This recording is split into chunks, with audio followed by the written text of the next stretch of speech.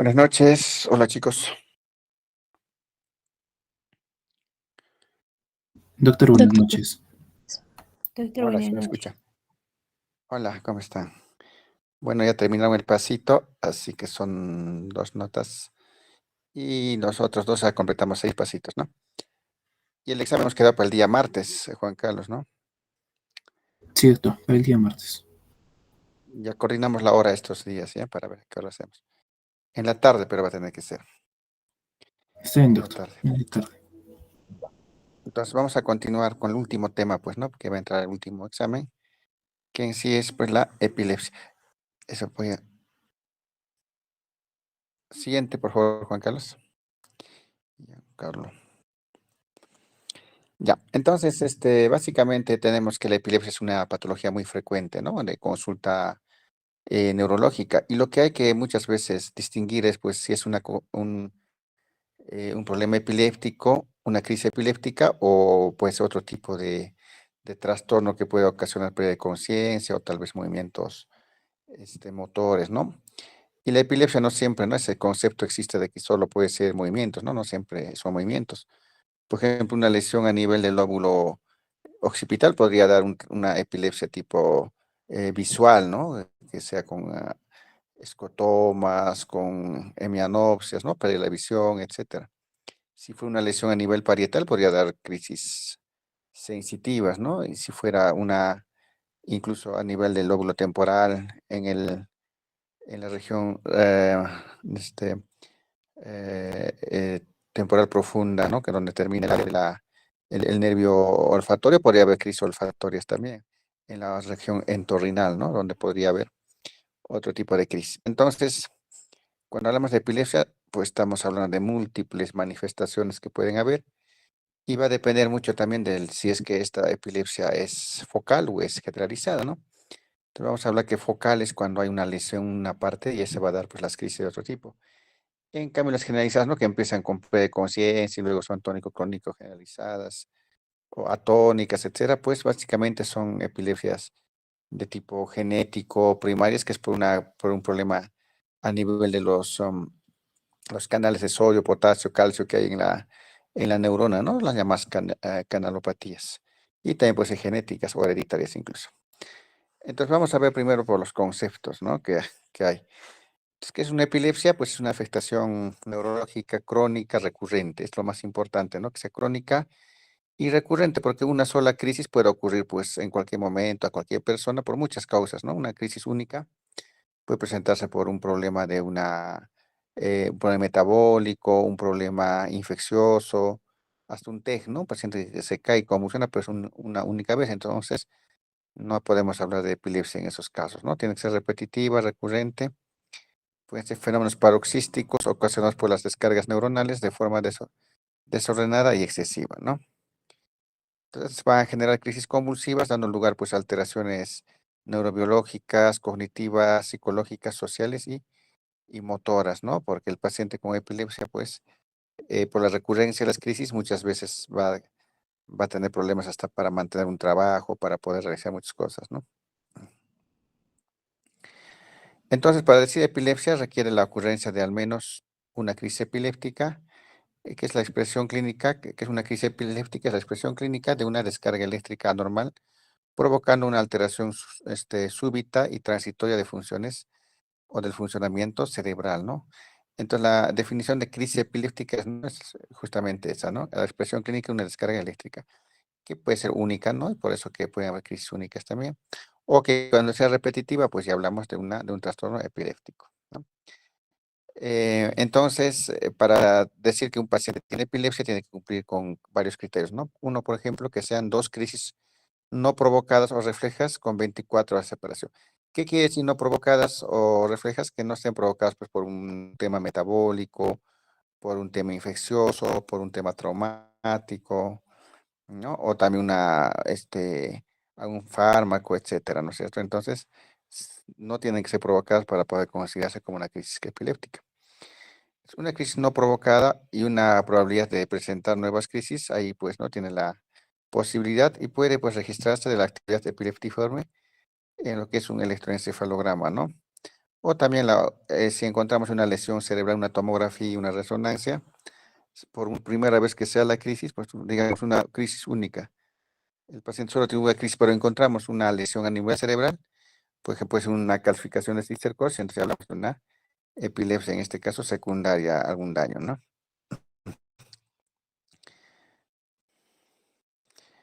Entonces, las lesiones epileptógenas durante 10 años hay que siguiente, similar al riesgo general de recurrencia de al menos 60% tras la aparición de dos crisis no provocadas. O sea, esto quiere decir que hasta 10 años puede aparecer una segunda crisis, ¿no? Desde la primera que se produjo y más si es provocada por alguna lesión cerebral, ¿no? Entonces, puede ser que es un claro ejemplo, es calificaciones de cistercosis, ¿no?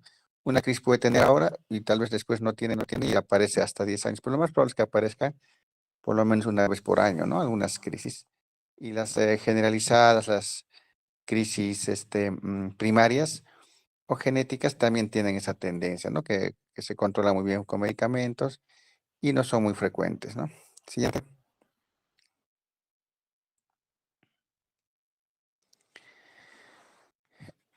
Este cuadrito es importante porque nos dice la etiología de las convulsiones en forma bastante amplia y resumida también, ¿no? Por ejemplo, hablamos de pacientes que tienen epilepsias sintomáticas, idiopáticas o criptogénicas también, ¿no? Entre las sintomáticas tenemos pues que son estructurales, ¿no? Por ejemplo, lesión que se puede ver en una resonancia, una tomografía, que puede causar, que puede causar crisis epilépticas que tienen concordancia con el electroencefalograma y también con la semiología de las crisis, ¿no? Por ejemplo, semiología de las crisis, ¿no? Especialmente cuando son sintomáticos hablamos de localizaciones, ¿no? Como hemos dicho, localizaciones occipitales, crisis visuales, localizaciones parietales, crisis sensitivas, localizaciones incluso frontales, pueden ser crisis motoras, básicamente, ¿no? Las crisis infecciosas son una infección no aguda que determina una lesión cerebral, como por ejemplo la neurocisticercosis, el VIH, el citomegalovirus, toxoplasma cerebral, etcétera, incluso que pueden venir desde el nacimiento, ¿no? Cuando un niño tiene un TORCH, puede empezar a convulsionar desde muy niño, pero las lesiones son evidentes. Claro que aparte de epilepsia va a tener otros trastornos, ¿no? De déficit del desarrollo también estos niños, ¿no? Las crisis metabólicas, provocadas por defectos metabólicos genético o adquirido, pero en este caso hablamos sintomáticos en el caso de que haya dejado una lesión el trastorno metabólico, ¿no? Porque, por ejemplo, una enfermedad de Wilson, ¿no? El mal manejo del cobre hace que el cerebro, pues, acumule cobre y ya deje una lesión en ese nivel, ¿no? O sea, un trastorno metabólico que ha hecho de que se pueda volver, o un hipoparatiroidismo, por ejemplo, ¿no? Que puede provocar calcificaciones a nivel cerebral, ¿no? O sea, trastornos metabólicos que sí dañan el cerebro y se quedan ya como un daño cerebral.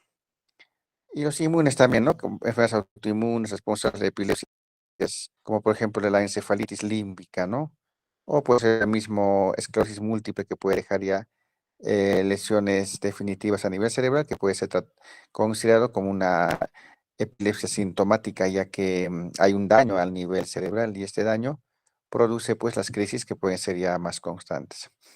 Luego están las epilepsias idiopáticas o primarias o como dije genéticas, ¿no? Que son anomalias genéticas patogénica para epilepsia con una historia familiar positiva o no siempre, ¿no? Hay hallazgos típicos en el electroencefalograma y tipos de crisis también de estas epilepsias de tipo idiopático. Y la criptogénica es desconocida sin causa identificada, ¿no? Y también puedo llamarlo criptogénica cuando, por ejemplo, tengo una convulsión de una extremidad y yo estoy seguro de que es una convulsión focal, entonces habrá pues algo en el lóbulo frontal y no encontramos, ¿no? Entonces eso podemos llamarlo criptogénica. Siguiente.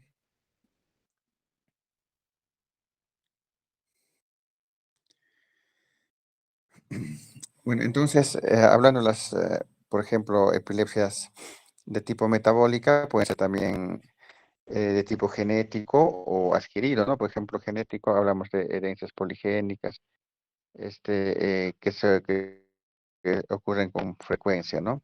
Y son básicamente generalizadas también. Herencias monogénicas son epilepsias focales, más que todo, como son las focales, y es rara su ocurrencia, ¿no?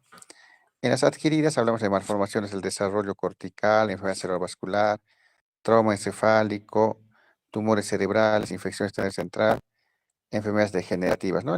Incluso, pues, el Alzheimer, pues, podría ocasionar por la gran atrofia que después empieza el paciente a convulsionar también, ¿no?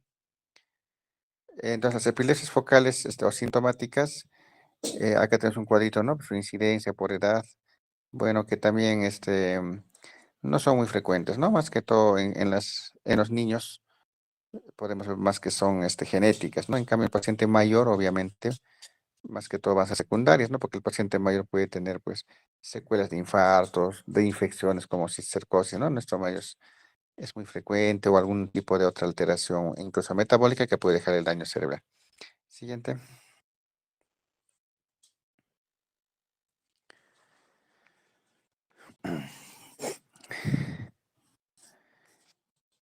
Bueno, en este cuadrito es interesante porque podemos ver algunas causas de epilepsia de acuerdo a la edad del paciente, ¿no? Como en recién nacidos, por ejemplo, pues la hipoxia es muy frecuente, ¿no? Que todavía es una causa de convulsión, y no solo convulsión, sino de parálisis cerebrales. Las hemorragias intracraneales, especialmente en partos traumáticos o en pacientes muy, que tengan, que han tenido algún tipo de trauma, incluso en el embarazo mismo, ¿no? Ellos también tienen tendencia, pues, con el tiempo a tener un daño cerebral. Trastornos metabólicos como la hipoglicemia, hipocalcemia, bueno, pueden ser crisis metabólicas pasajeras, pero a veces dejan secuelas, ¿no? Por ejemplo, si ha sido muy larga la crisis, se ha provocado hipoxia, ¿no? Entonces el daño va a ser más hipóxico que otra cosa. En la abstinencia de drogas es frecuente también menores de un mes porque hay madres que, pues, en el embarazo, pues, consumen drogas y hacen abstinencia, ¿no? Los recién nacidos. Trastornos del desarrollo, pues, cerebral también, ¿no? Que pueden ocasionar crisis convulsivas y a los trastornos genéticos que son, pues, menos frecuentes en menores de un mes, ¿no? En lactantes de un mes a 12 años ya puede verse las convulsiones febriles, ¿no? Pero las convulsiones febriles incluso hay que ver que sean desde los 6 meses, ¿no? No tanto desde mayo de un mes. Tenemos los trastornos genéticos, metabólicos, las degeneraciones primarias, los síndromes de epilepsia primaria, ¿no? Algunas infecciones que producen meningitis, encefalitis, trastornos del desarrollo y traumatismos ya empiezan a esa edad, ¿no? Un niño se cae, se traumatizó. Entre los 12 y 18 años, pues tenemos principalmente los traumatismos o secuelas de traumatismos, ¿no? Algunos trastornos genéticos, infecciones, tumores cerebrales, consumo de drogas, que también es frecuente, pero también todavía acá podemos hablar de las convulsiones primarias, que también en algunos casos hay, ¿no? En los adultos, pues más que todo, pues en nuestro medio, pues que esta es una revisión más que todo americana, en nuestro medio es más frecuente, pues la cisticercosis, ¿no? Se lo lleva por delante cualquier cosa. En cambio, como en Estados Unidos y en Europa no hay mucha cisticercosis, el traumatismo es el primero la primera causa de convulsiones en las personas en edades jóvenes, ¿no? Abstinencia al alcohol, eso sí es frecuente, también consumo de drogas, los tumores cerebrales son más frecuentes y los antianticuerpos que producen también convulsiones o epilepsias pues generalizadas, ¿no? Y los adultos mayores de 35 años, pues ya hay secuelas de enfermedades cerebrovasculares, tumores cerebrales, abstinencias también, trastornos metabólicos, algunas enfermedades de Alzheimer y otras que también pueden cursar con convulsión. Siguiente.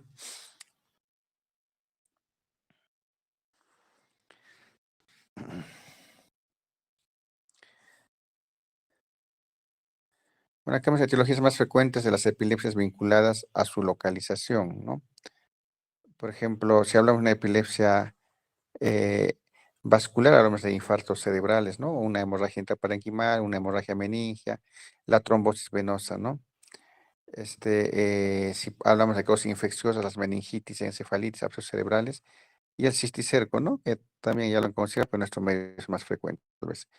Tumores como los gliomas, ¿no? Y las metástasis cerebrales pueden producir también.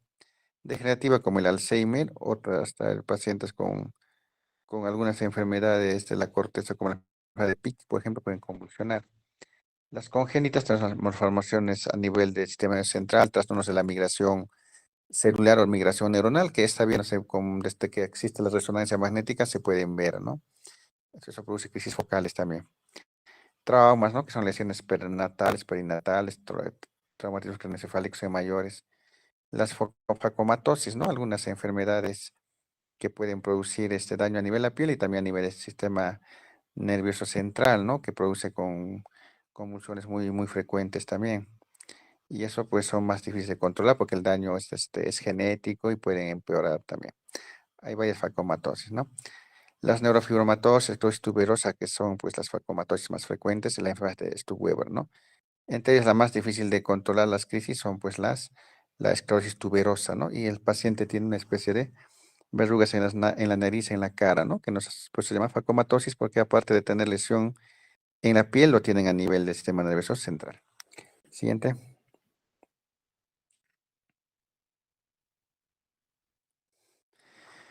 Bueno, para ver, pues, la fisiopatología de la epilepsia, básicamente lo que existe, pues, un mal funcionamiento, lo que es la inhibición y la excitación de la neurona, ¿no? Como hemos visto, las causas son múltiples, pero cualquier lesión neuronal puede ocasionar, pues, que haya ya una alteración en esa inhibición, excitación, ¿no? Y hay alteración, pues, de lo que es los neurotransmisores principales en este caso, ¿no? Que son el glutamato y el GABA, ¿no? El glutamato que es estimulante y el GABA que es inhibitorio, ¿no? Por eso que muchos medicamentos que se utilizan pues actúan sobre glutamato y sobre GABA básicamente, ¿no? Aumentando el GABA y tratando de bloquear el glutamato, pero este, eh, lo importante es pues en la fisiopatología es el mal funcionamiento de los canales de sodio, potasio y calcio en la neurona, ¿no? Que pueden ser por lesiones o por causas genéticas también. Siguiente.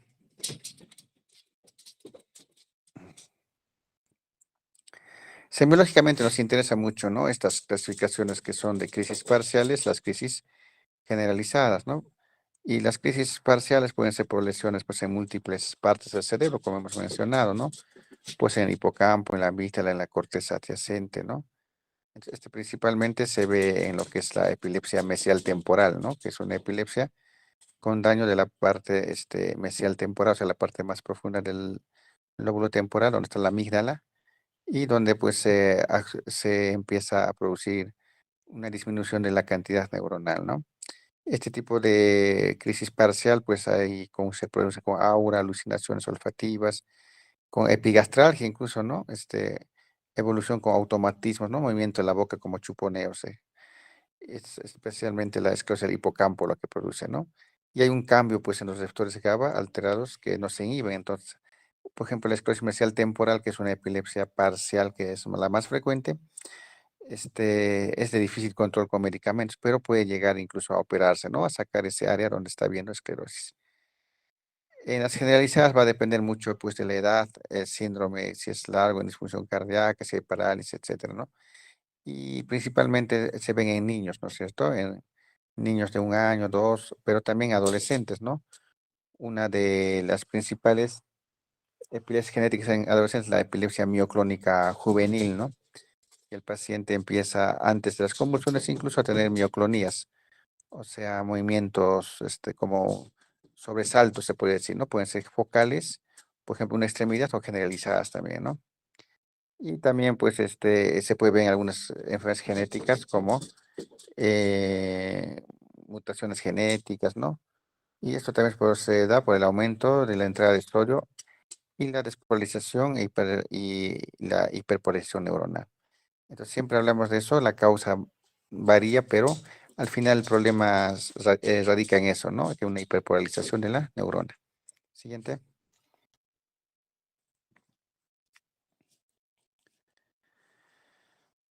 Bueno, cuando una convulsión, ¿no? Una crisis epiléptica, podemos ver, pues, que puede haber un prodromo ictal, ¿no? O también ictus, ¿no? Donde presenta un patrón electroencefalográfico ya hipersincrónico, o sea, con cambios conductuales. Entonces, el paciente siente que la venida aquí, no todos tienen esa etapa, ¿no? La mayor parte convulsiona mucho. Si es una epilepsia generalizada, pierden rápidamente la conciencia, ¿no? Si es focal, podría haber un poco más de darse cuenta, ¿no? De que va a venir. Pero también hay auras epilépticas, ¿no? Especialmente en las generalizadas. El, el- También hay momentos en que la crisis pues se vuelve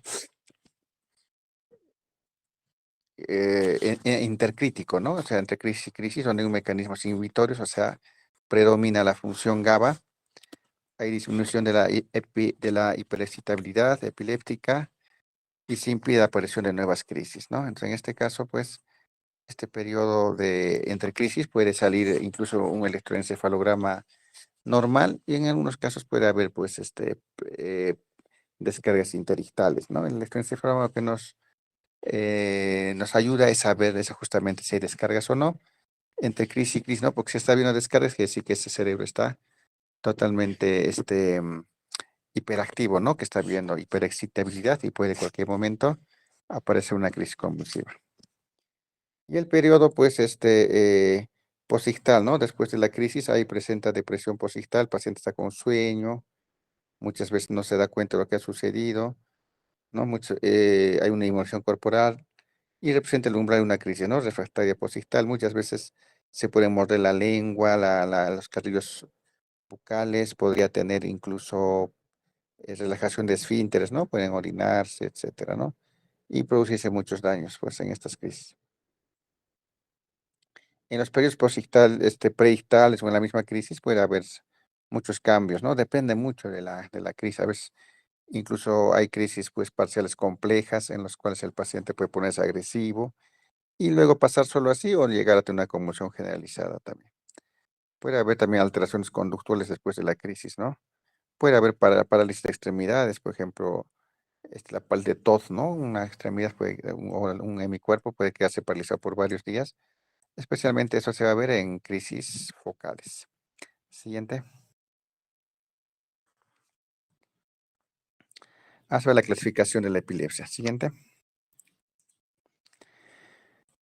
Y ya. Esto es, como decía, la parte que se debe conocer y, bueno, y llevarse, ¿no? Como importante para cuando hagan su CERU en el primer año de actividad médica, pues siempre van a tener pacientes con epilepsia. Entonces, el reconocer qué crisis les va a ayudar siempre a poder incluso dar algún tratamiento o poder pensar que es una epilepsia y no otra cosa, ¿no? Porque muchas veces hay movimientos, hay pacientes que tienen pseudocrisis, incluso hay niños pequeños, ¿no? Hay espasmos del sollozo, ¿no? Que el niño empieza a llorar y se pone hasta morado y tiene algunos movimientos, ¿no? Entonces, el tipo de crisis nos va a poder ayudar a identificar si es una crisis epiléptica o es otra cosa, ¿no? Entonces, las crisis epilépticas pueden ser pueden ser parciales o focales, ¿no? Como se dice, sin perder la conciencia, o generalizadas, ¿no?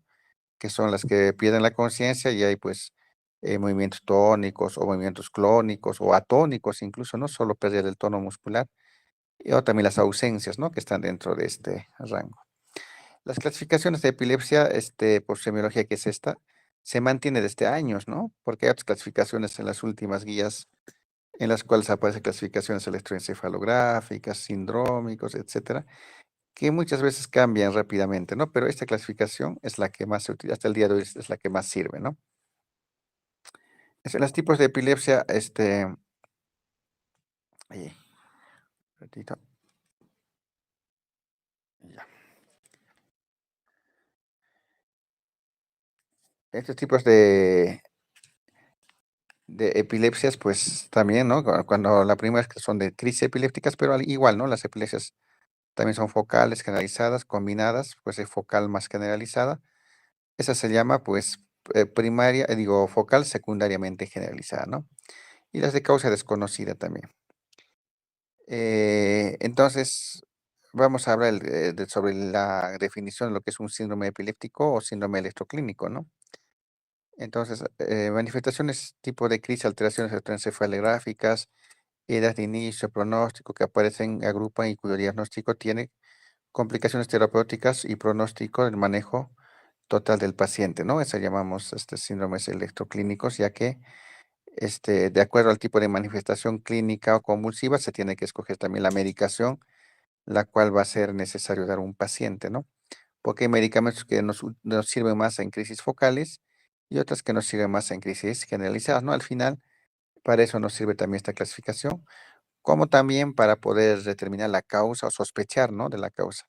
Si es una crisis focal o parcial, pues tenemos que pensar siempre de que hay una lesión, ¿no? Que está ocasionando esto. Puede ser un tumor, un granuloma, un absceso, y dependiendo mucho del tiempo de evolución, ¿no? Por eso está la anamnesis, justamente, saber desde cuándo convulsiona, si todas las convulsiones son iguales, cuáles son las manifestaciones que hay después de la convulsión. O sea, En epilepsia sí, lo que más ayuda es la anamnesis, ¿no? Tenemos que, a pesar de que no vamos a encontrar mucho en el examen físico, o a veces nada, porque el examen físico va a ser normal, pero en la anamnesis sí nos puede ayudar a definir si es una crisis focal generalizada o no es una crisis epiléptica, ¿no? Que es lo que se quiere llegar a saber. Siguiente.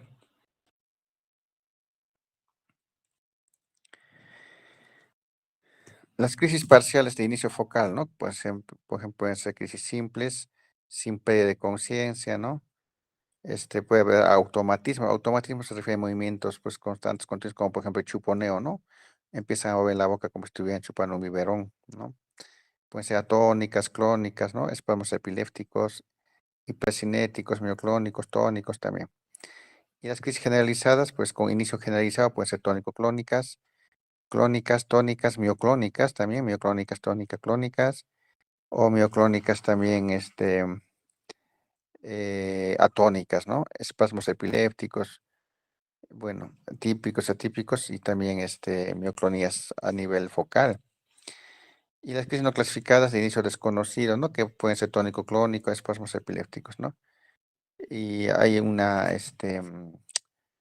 las crisis secundarias, pues de inicio focal con evolución a bilateral, o sea, esas son las primarias secundariamente generalizadas, ¿no? Las focales o parciales secundariamente generalizadas, que empiezan, por ejemplo, con un movimiento de la mano, se mueve un poquito la mano y luego pierde la conciencia y el paciente ya se desmayó y empieza a sonar con mucho tónico con generalización, pero el inicio focal nos dice que sí puede haber algo a nivel del lóbulo frontal, ¿no? Que está haciendo de que esa extremidad se mueva. Siguiente.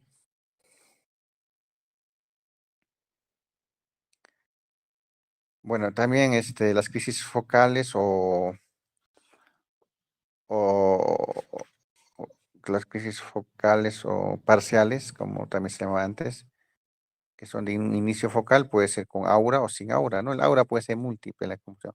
A veces son pensamientos nomás que vienen, problemas de un adormecimiento en una parte del cuerpo, alteraciones visuales, etcétera, pero el paciente ya conoce su aura incluso, ¿no?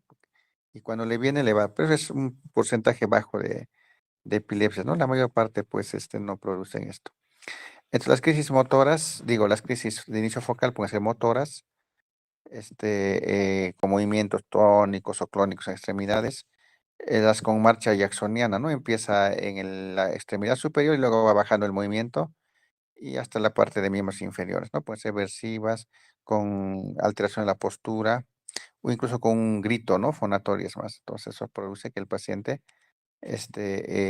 pero no pierda la conciencia, ¿no? No pierda la conciencia, pero pase por ese tipo de crisis.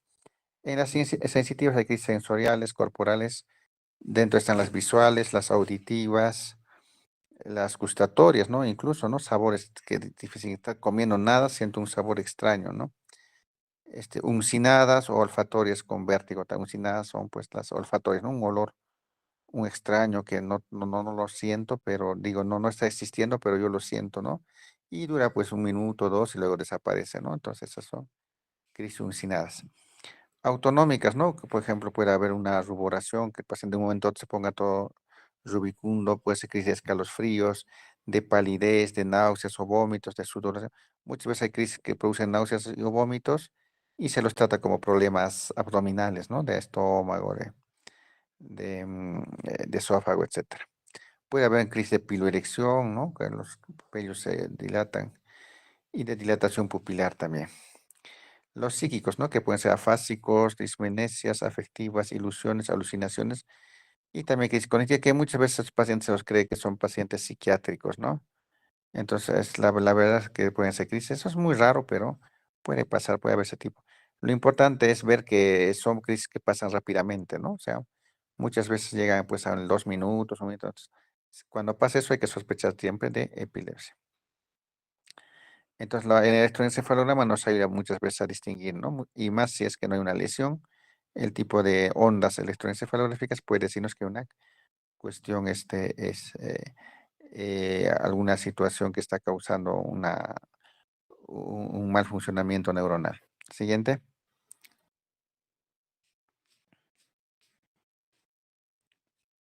Bueno, más que todo acá para ver pues cómo se puede ver el electroencefalograma en una crisis parcial, ¿no? Si vemos ahí en C4P4 y en F4C4, pues hay unas ondas polipuntas, ¿no? Que están lentas y aparecen. En cambio, la parte F3, C3, C3P3 está normal, ¿no? Son ondas alfa y beta, ¿no? Que en el lado izquierdo está también, en el lado derecho es el que está acá alterado, ¿no? Por eso que los pares, que son F4, C4, C4P4, están alterados, ¿no? A nivel del lóbulo temporal y parietal podría haber algún tipo de descarga que podría ser sintomático o solamente este, primario, ¿no? Siguiente.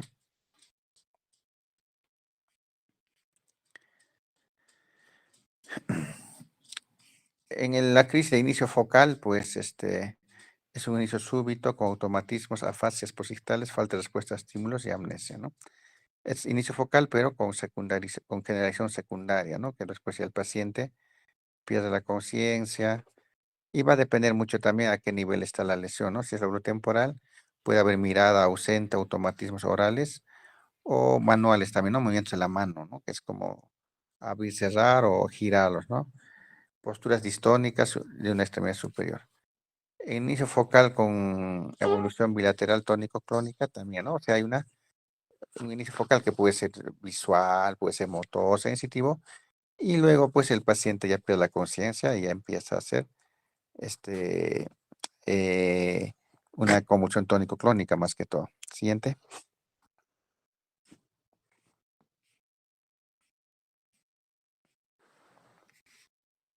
Bueno, es el tipo que hemos mencionado, ¿no? Pueden ser olfatorias, pueden ser sensitivas, de acuerdo, como les dije, al área cerebral que está afectada. Por ejemplo, si vemos aquí el occipital, puede haber alucinaciones de cosas, si es en el área uncinada, en el lóbulo temporal, olores, ¿no? Es el zorrillo que está representando, ¿no? Un olor extraño que puede aparecer, ¿no? En la parte frontal puede haber crisis básicamente motoras. Siguiente. Cuando el inicio es generalizado, básicamente puede ser de tipo tónico-clónico, ¿no? Que hay varias fases, ¿no? La pretónica, donde se puede evidenciar mioclonías, desviación de la mirada. En la fase tónico-clónica hay espasmos flexores tónicos, ¿no? Una fase de extensión, el paciente se extiende y luego empieza a hacer su fase clónica, ¿no? Con temblor, aparece el temblor. Y en la fase posictal, pues hay estupor, hipotonía, cialorrea, somnolencia, confusión, y el paciente no sabe ni qué pasó, ¿no? Entonces, la convulsión, en la mayor parte son pues, de inicio súbito en los casos generalizados, ¿no? Podemos encontrar midriasis, podemos encontrar incluso, como les dije, mordeduras o relajación de esfínter, especialmente de la vejiga, ¿no? Aparece el paciente orinado. Siguiente. Acá vemos, ¿no? Una epilepsia atónica, clónica, la tónica es cuando empiezan los músculos, ¿no? Empiezan a ponerse hipertónicos y el paciente se estira, ¿no? Cuando se puede hace posiciones de opistótomos, ¿no? Por la contractura muscular. La clónica, pues es la fase del temblor, ¿no? Empieza a tener movimientos clónicos como un temblor generalizado, básicamente. Y en el posictal, pues el paciente está, básicamente, es confuso, somnoliento, no despierta. Y si vemos acá como, en la fase tónica, el electroencefalograma se pone, ¿no? Con puntas muy frecuentes, ya que la contractura muscular produce eso. En la fase crónica también es un poco diferente las ondas, pero sigue habiendo descargas, ¿no? Y en la fase ya posictal, pues se tranquiliza, ¿no? Ya el electro marca con una actividad normal. Siguiente.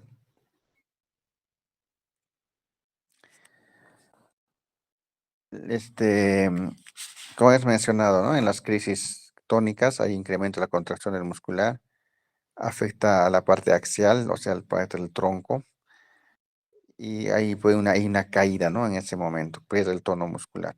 Hay contracciones musculares repetitivas, irregular, afecta al mismo grupo de músculos y puede haber también alteraciones en la conciencia. Las crisis de ausencia, pues que también son generalizadas, son pérdidas de conciencia paroxística de inicio y final brusco, ¿no? Siendo de duración sin convulsiones que hagan perder el tono postural, no hay signos motores, no hay parpadeo, masticación, movimientos, nada, ¿no? Y básicamente, pues se produce en niños, ¿no? Puede ocurrir varias veces al día, el paciente está con ausencias frecuentes, ¿no? Y el electroencefalograma da punta sonda, especialmente a nivel central, ¿no? Para poder determinar si es una crisis de ausencia. Y pueden ser incluso hereditarios o pueden ser poligénicos o secundarios a algo. Siguiente.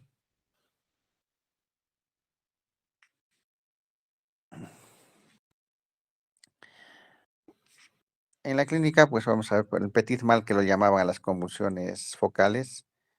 eh, eh, Cuando son de carácter de inicio en niños, pues puede revertir, ¿no? Incluso antes de los 15 años. Este, y las descargas son rítmicas, bilaterales, simétricas, ¿no? Y en las atípicas hay inicio, pues, que es menos brusco asociado a anomalías del cerebro, ¿no? Signos motores, algún daño, ¿no? Entonces sería secundarias ya. Siguiente.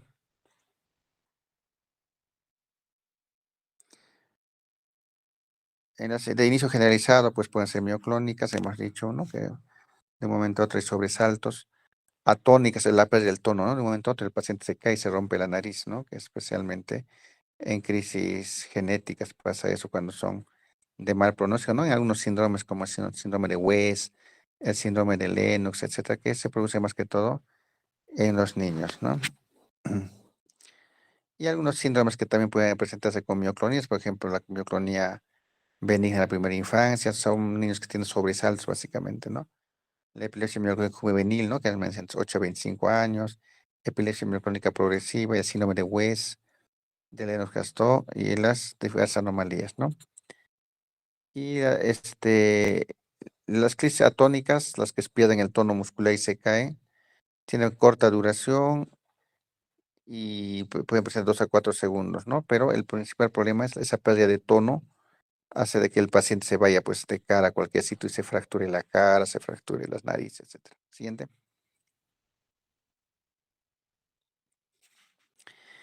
Y finalmente las de inicio desconocido, ¿no? Como el nombre mismo dice, pues son crisis que no pueden clasificarse por datos incompletos, ¿no? Entre ellas hay los espasmos epilépticos que están dentro de lo que es el síndrome de West, puede verse también en cefalopatías epilépticas, puede verse en contracciones tónicas de inflexión, puede verse en secuelas de trastornos metabólicos también, ¿no? En este caso, pues puede haber que la musculatura axial proximal en extremidades pueden ser de crisis motoras, ¿no? Que pueden ser focales o generalizadas. En el electroencefalograma hay hiperarritmia, o sea, un desorden total de las ondas, ¿no? Esto principalmente en el síndrome de West. Siguiente. Y este concepto que ustedes también deben manejarlo mucho, que es el de estatus epiléptico o estado epiléptico, ¿no? Se denomina así a la convulsión de más de 30 minutos continuos, ¿no? O falta de recuperación entre una convulsión definida respecto a la forma focal, ¿no? Parcial o aunque sea solamente focal, pues si pasa ese tiempo ya se considera estatus, ¿no? Por otras variantes, ¿no? Puede haber convulsiones continuas, 5 convulsiones continuas se considera estatus también, o a 3 convulsiones en términos de una hora también, ¿no? Ahora, también hay una definición de eminencia de estatus o estatus que ya se debe considerar. Si nosotros vemos cómo es convulsión de un paciente 5 minutos en nuestro delante, en una sala de emergencia o donde haya pues medicación, no, ya lo consideramos estatus cuando pasa 5 minutos, ¿no? Ya los otros 30 es cuando el paciente llega, ¿no? De otro sitio. Siguiente.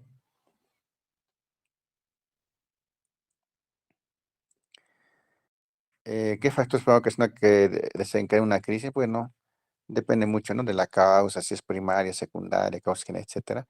Pero también el abandono de la medicación es terrible porque puede llegar a estatus, ¿no? Alteraciones metabólicas, ¿no? Uremia, anemia o también simplemente un resfriado, una infección. Privación brusca de alcohol, benzodiazepinas, ¿no? Intoxicación por drogas o fármacos como isoniazida, metilxantinas.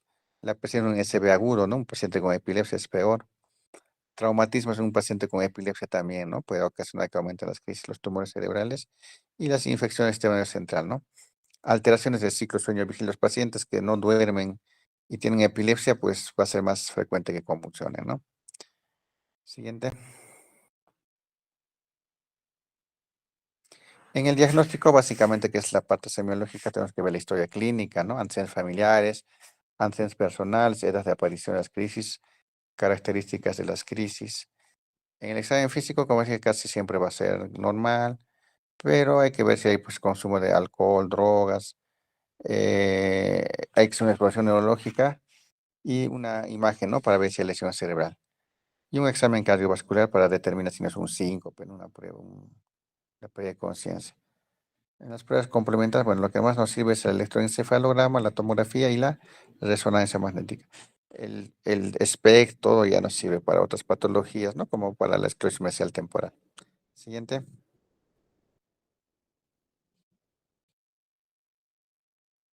Siguiente, bueno, es general.